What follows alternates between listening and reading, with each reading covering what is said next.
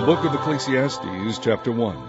The words of the preacher, the son of David, king in Jerusalem. Vanity of vanities, saith the preacher, vanity of vanities, all is vanity. What profit hath a man of all his labor which he taketh under the sun? One generation passeth away, and another generation cometh, but the earth abideth forever. The sun also ariseth, and the sun goeth down, and hasteth to his place where he arose.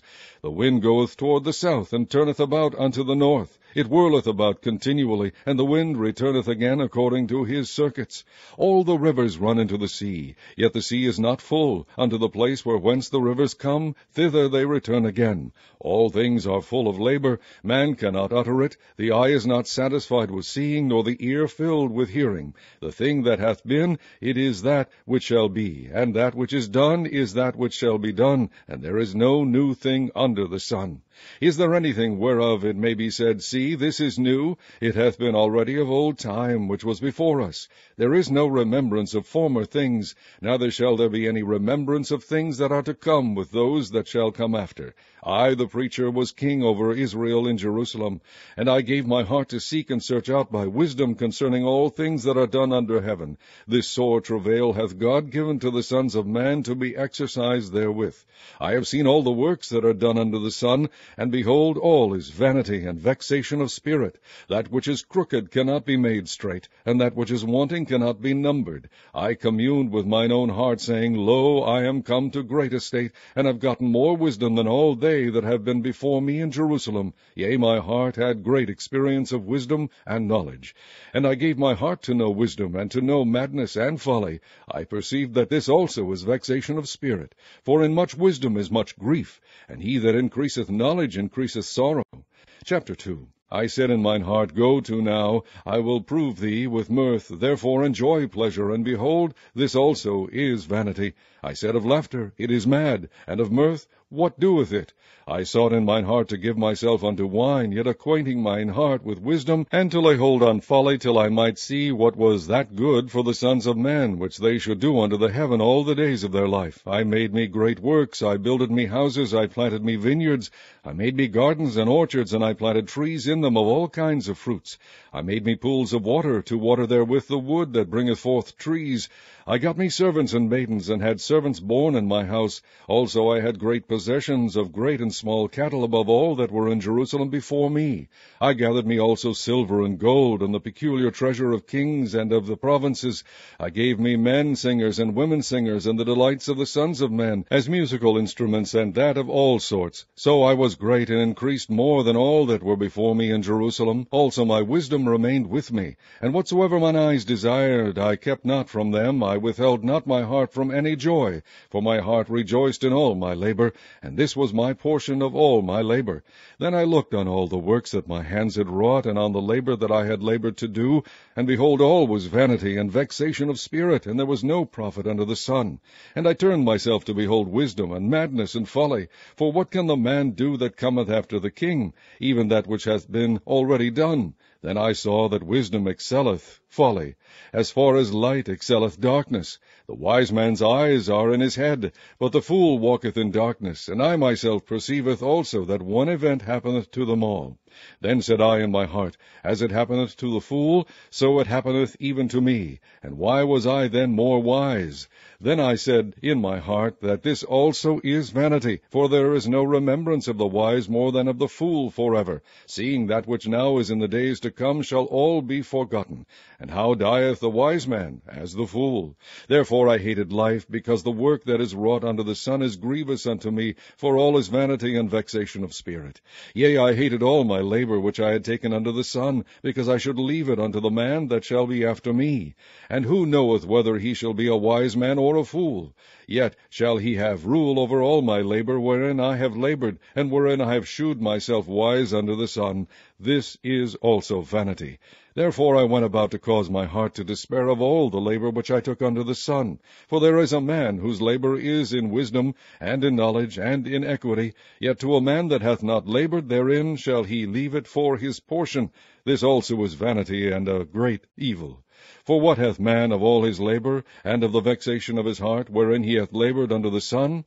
For all his days are sorrows, and his travail grief. Yea, his heart taketh not rest in the night.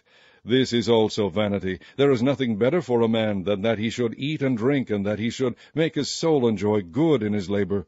This also I saw that it was from the hand of God. For who can eat, or who else can hasten hereunto more than I? For God giveth to a man that is good in his sight wisdom and knowledge and joy, but to the sinner he giveth travail, to gather and to heap up, that he may give to him that is good before God.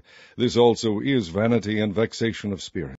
Chapter 3. To everything there is a season, and a time to every purpose under the heaven, a time to be born, and a time to die, a time to plant, and a time to pluck up that which is planted, a time to kill, and a time to heal, a time to break down, and a time to build up, a time to weep, and a time to laugh, a time to mourn, and a time to dance, a time to cast away stones, and a time to gather stones together, a time to embrace, and a time to refrain from embracing, a time to get, and a time to lose, a time to keep, and a time to cast away, a time to rend, and a time to sow, a time to keep silence, and a time to speak, a time to love, and a time to hate, a time of war, and a time of peace.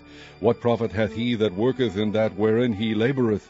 I have seen the travail which God hath given to the sons of men to be exercised in it. He hath made everything beautiful in his time. Also he hath set the world in their hearts, so that no man can find out the work that God maketh from the beginning to the end. I know that there is no good in them, but for a man to rejoice and to do good in his life. And also that every man should eat and drink and enjoy the good of all his labor. It is the gift of God. I know that whatsoever God doeth, it shall be for ever. Nothing can be put to it, nor anything taken from it. And God doeth it, that men should fear before him. That which hath been is now, and that which is to be hath already been, and God requireth that which is past. And moreover I saw under the sun the place of judgment, that wickedness was there, and the place of righteousness, that iniquity was there. I said in mine heart, God shall judge the righteous and the wicked, for there is a time there for every purpose and for every work.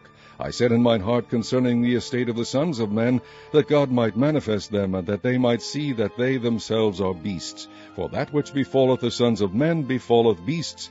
Even one thing befalleth them, as the one dieth, so dieth the other. Yea, they have all one breath, so that a man hath no preeminence above a beast, for all is vanity. All go unto one place, all are of the dust, and all turn to dust again. Who knoweth the spirit of man that goeth upward, and the spirit of the beast that goeth downward to the earth? Wherefore I perceive that there is nothing better than that a man should rejoice in his own works, for that is his portion, for who shall bring him to see what shall be after him? Chapter 4. So I returned and considered all the oppressions that are done under the sun, and behold, the tears of such as were oppressed, and they had no comforter, and on the side of their oppressors there was power, but they had no comforter. Wherefore I praise the dead which are already dead more than the living which are yet alive. Yea, better is he than both they, which hath not yet been, who hath not seen the evil work that is done under the sun. Again I considered all travail and every right work, that for this a man is envied of his neighbor. This is also vanity and vexation of spirit. The fool foldeth his hands together, and eateth his own flesh. Better is an handful with quietness than both the hands full with travail and vexation of spirit. Then I returned, and I saw vanity under the sun. There is one alone, and there is not a second. Yea, he hath neither child nor brother, yet is there no end of all his labor. Neither is his eye satisfied with riches. Neither saith he, For whom do I labor, and bereave my soul of good? This is also vanity, yea, it is a sore travail. Two are better than one, because they have a good reward for their labor. For if they fall, the one will lift up his fellow. But woe to him that is alone when he falleth, for he hath not another to help him up. Again, if two lie together, then they have heat. But how can one be warm alone? And if one prevail against him, two shall withstand him, and a threefold cord is not quickly broken. Better is a poor and wise child than an old and foolish king, who will no more be admonished.